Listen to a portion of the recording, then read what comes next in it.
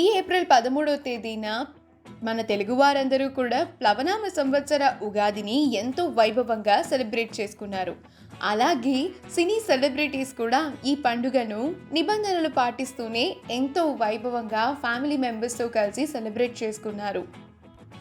ప్రస్తుతం ఉన్న పరిస్థితుల నుంచి అందరూ బయటపడాలి అని, అందరూ ఆయురారోగ్యాలతో బాగుండాలని ఎవరికి తోచినట్లుగా వారు ఈ పండుగను ఎంతో వైభవంగా సెలబ్రేట్ చేసుకున్నారు. ఇక మన సినీ సెలబ్రిటీస్ విషయానికి వస్తే మంచు ఫ్యామిలీ ఈ ఉగాది ఫెస్టివల్ని ఎంతో వైభవంగా సెలబ్రేట్ చేసుకున్నారు.